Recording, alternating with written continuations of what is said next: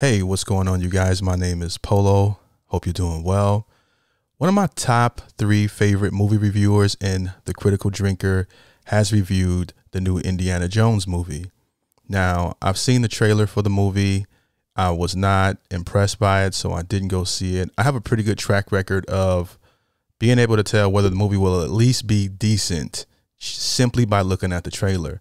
And it didn't look good for me. Okay. It didn't look, I've seen it. I've been to the movie so many times and seen that trailer. I'm like, I bet this is not going to be great. I hope I'm wrong. I'm not one of those people that love talking trash about movies. Okay. I actually hope for a time where movies will come back and return and make a comeback. But everything they're doing now, not everything, but a lot of the movies they're doing now, especially the remakes that they're doing, there's no passion, there's no attention to detail. It just seems like they're spending a lot of money and just putting it out there. You know what I mean? It's just crazy. And usually I agree with The Critical Drinker. I would say 90% of the time. So we're going to check it out and see what he has to say about it. I haven't seen this yet. We're watching this together. Let's get into it. Let's go. It might surprise you to know this, but sometimes even the mighty Critical Drinker gets it wrong. Like with Prey, or Suicide Squad, or Dungeons and Dragons, all of which turned out to be a lot better than I predicted from I'm actually going to see Dungeons and Dragons this week. the trailers. But then there's movies like Indiana Jones and the Dial Tone of Density, which proved to be exactly the kind of dumb, bloated, creatively bankrupt, nightmarish disasters I always said they'd be. Sometimes it really does suck to be right. Sitting through all 2.5 hours of this utter garbage was one of the most tedious, frustrating and depressing experiences I've ever had in a cinema. Damn. And I'm from Scotland. Put simply, Indiana Jones and the dial-up internet of depravity is an absolute embarrassment of a movie that shames not just the franchise, not just the genre, but the entire concept of filmmaking. It is a complete and utter waste of money and talent made by a shambling wreck of a studio that's basically the Hollywood equivalent of a junkie rifling through his trashed apartment in the hopes of finding one last forgotten stash. Wow. Talk about straight going in on a movie, okay? He's not holding any punches.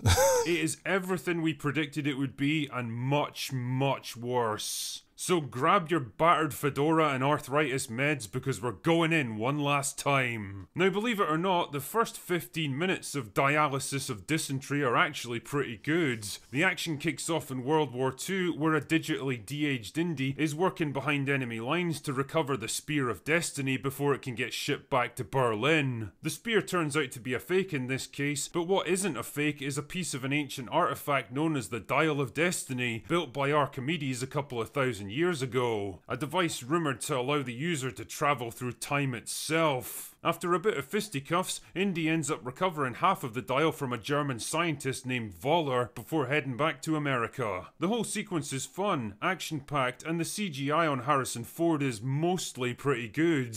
Yeah, his face is slightly rubbery at times, and it's pretty obvious they set the whole thing at night to keep him in shadow as much as possible, but for the most part, it kind of felt like an indie movie. And that's where the good stuff ends, my friends. Yeah, I'm of the opinion it doesn't really matter the age of the actor. There's been plenty of actors who have done phenomenal jobs as the lead role, from Clint Eastwood to Sean Connery. To me, it's not the actor's fault. It's the filmmaker. Flash forward to 1969, and Indy is now a broken, depressed old man living alone in a crummy New York apartment, divorced from Marion, about to retire from his job, and with nothing left to live for. No way! Fuck me, Lucasfilm, you're really scaling new heights of imagination when it comes to legacy male characters, aren't you? All we need now is for some plucky young female character to come into his life and show him the way. I'm so sick of that. Called it. This right here is Helena, yet another addition to the growing lineup of brunette, British, flawless, idealised Kathleen Kennedy self-inserts that are better than their aging male counterparts in every possible way. Jesus Christ, and they talk about the male ego. Anyway, Helena's on the trail of the dial and she wants Indy's help tracking it down. Luckily for her, it just so happens to be in the storeroom of Indy's university, but no sooner have they retrieved it than they get ambushed by Voller, who's now a scientist working for NASA. And oh no, Helena bails out and leaves Indy to fend for himself. See, it turns out that all she really wanted to do was take the dial for herself so that she could auction it off for massive profits. You bastard. The hell? I don't know what that is. Sala shows up and tells Indy that the auction is going to take place in a hotel in Tangiers so that the rest of the plot can happen. Wow, it's lucky that this hotel happens to be the only place on Earth where stolen antiques get bought and sold, and even more lucky that Indy's best friend just so happens to know about it. Shite. So he goes to Tangiers and Voller shows up too so that the rest of the plot can happen, and there's more fighting and a car chase that goes on about 15 minutes longer than it needs to, and eventually Indy and Helena team up and head to Greece to recover a tablet thing from a shipwreck that's going to show them the location of the other half of the dial. Why does all this feel like the plot for Rise of Skywalker all over again? Anyway, Voller shows up again to ambush them. How? Don't know. He just kind of teleports in whenever it's convenient for the plot, I guess. Bullshit. Anyway, there's more fighting, and Indy and Helena escape with the tablet and head to Sicily to recover the second piece of the dial. And yet again, Voller and his men show up to intercept them. How? Well, hold on tight, because this just about made my brain explode in the movie theatre. It's because he grabbed a pair of binoculars and watched them escape the boat ambush, and because they weren't heading in the direction they claimed to be, he magically knew exactly what they were planning and where to find them. Son of a bitch! I sincerely don't understand how they have so much money and can just, I mean, do they even watch their own movies? I don't get it. Seriously? Fuck off, film. Anyway, so they finally get the second piece of the dial, and of course Voller teleports in to intercept them, and oh no, Indy gets shot, and I guess he's dying now, but the movie never seems to be entirely clear about that. Like, at some points he seems to be at death's door, but then at others he's able to fight and move like he's at full health, so your guess is as good as mine. I mean, given how many times this movie was rewritten and reshot, I'd be willing to bet that the fucking filmmakers didn't even know for sure. Anyway, let's see if we can finish this shit sandwich. So Voller's plan is to use the dial to go back to 1939 and change the course of the war so that Germany wins, but unfortunately it takes them all back 2,000 years to the time of Archimedes in the middle of a huge battle with the Roman army. So there's yet more fighting and the plane crashes and Indy and Helena survive, and he asks to stay in the past so that he can die there. But then Helena says nah, it'll be fine, and knocks him out and takes him back to 1969 against his will, and then Marion shows up in a scene that feels about as natural and tonally consistent as Pennywise the Clown in an episode of Sesame Street, and then the movie just kinda stops, like it can't think of anything else to do, so it basically just shuffles off the stage. And that's it, that's the plot for Dialect of Dundee.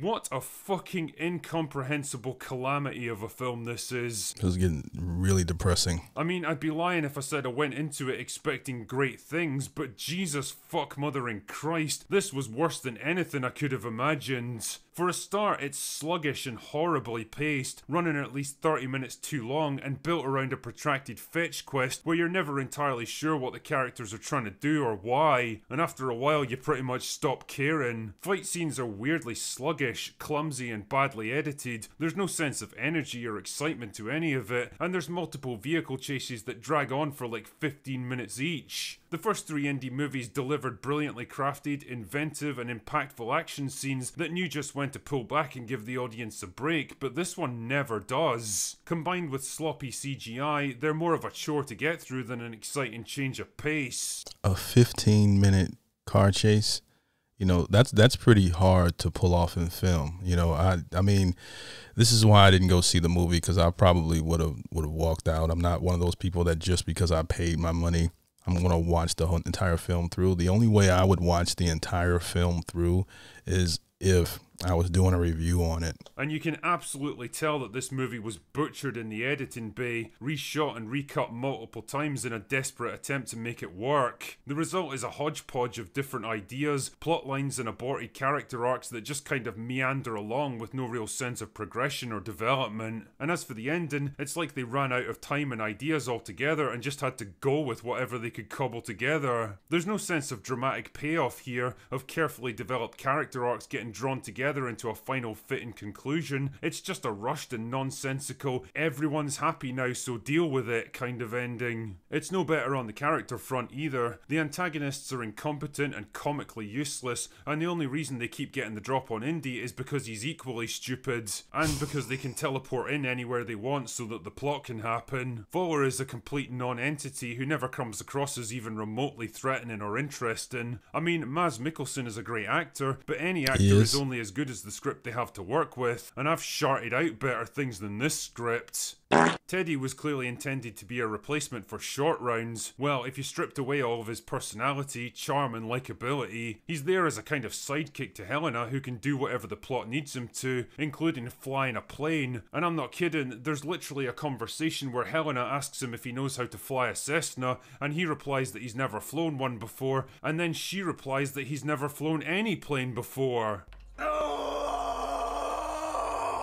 Why the fuck did you even ask him then, you absolute Cornish pasty? Jesus, did anyone even read this script before they performed it? Right. But by far the worst offenders are the two leads. I actually had second-hand embarrassment for Harrison Ford, watching him labouring away on screen in a movie that clearly resented his very presence. And just by looking at, I know we're looking at the replay of this, Harrison Ford doesn't look like he's lost a step with his acting.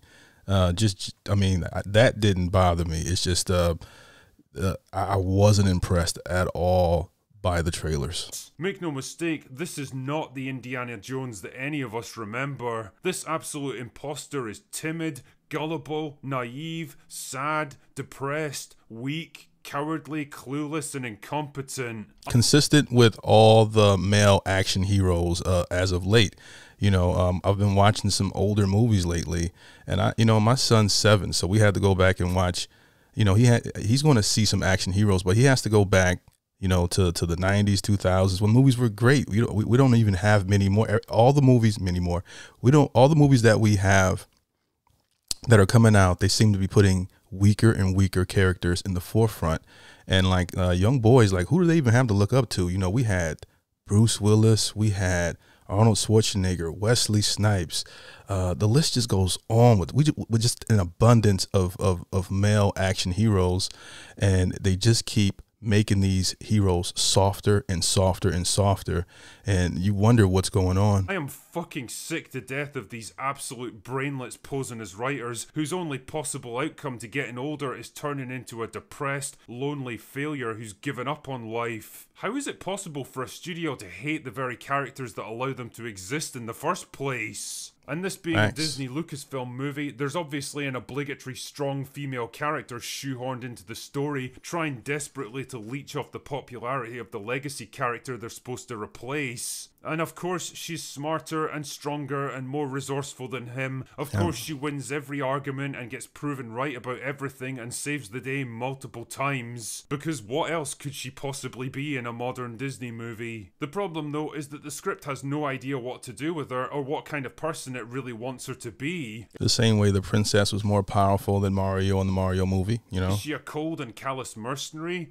A compassionate and loyal friend? A seductive femme fatale? A lovable con artist trying to scrape by? A quirky joker? The movie doesn't know, so it tries to make her a bit of everything, with no real overarching trajectory or motivation, and the results are as meandering and pointless as the rest of the movie. It doesn't really help that Phoebe Waller-Bridge doesn't have the acting range or the qualities needed to play a character like this. She's not charismatic enough to be an adventurer, she's not charming enough to be a rogue, she's not attractive enough to be a femme fatale, and she's not funny enough to be comic relief. So you're saying she's not Angelina Jolie? She throws punches with all the finesse and expertise of Boogie in his first boxing match, and she runs like a retarded giraffe, all gangly uncoordinated limbs and awkward flat-footed strides. The only time she actually seems at home in the role is when she's pretending to be an earnest, geeky bookworm to con Indy into helping her. And honestly, you probably could have done something with a character like that if you were willing to give her a proper arc. Ultimately, by the time this movie finally ended, my only real thought was, well, That's it then. That's it over. Not just the film, not just the character of Indiana Jones, but in a bigger sense, the very legacy of George Lucas himself. This was it. This was the last property left for them to destroy, and destroy it they did. The cupboards are bare now. They've consumed literally everything that was built up by their predecessors, and now there's nowhere left for them to hide. There's no excuses left to make. This movie is absolutely going to crash and burn, and it deserves to, because maybe then it'll finally force them to accept the truth. They are not creators. They are not capable of making great things like their predecessors did. They're not even capable of making mediocre things. They are destroyers, not creators. And when you run out of things to destroy, well, eventually you'll be next. Anyway, that's all I've got for today. Go away now. now. In my opinion, I'm not one of those people that think that these movies should be left alone. I do think that there's talent out there to remake these movies. I just think that the people that are remaking these movies, the filmmakers, they just don't know what they're doing, or they have an agenda, you know, okay? And I'm leaning towards the latter, to be honest with you. It's incredibly sad, because for the life of me, you know, it starts with the story. In my opinion, it starts with the story. And if you don't even get that part right first, then you're not even trying, okay, at this point. I mean, how can you genuinely sit down and watch that movie and send it out to the public and be like, yeah, they'll enjoy this? Or maybe they just think the public is that stupid where they'll just watch anything because it's a remake, and they're just riding off the name of the Indiana Jones, excuse me. So I guess I'm gonna just be watching a lot of independent movies, man, just looking for gems out there, or just go back to watching, you know, older movies or movies that I never got to see. Okay, so I hope you guys enjoyed it. This was by The Critical Drinker. Like I said, he's one of my top movie reviewers, and I always enjoy his takes on different things. Make sure you guys check out his channel. Also, on your way out, feel free to like, subscribe, and hit that notification bell. I hope you guys have a great day. Peace.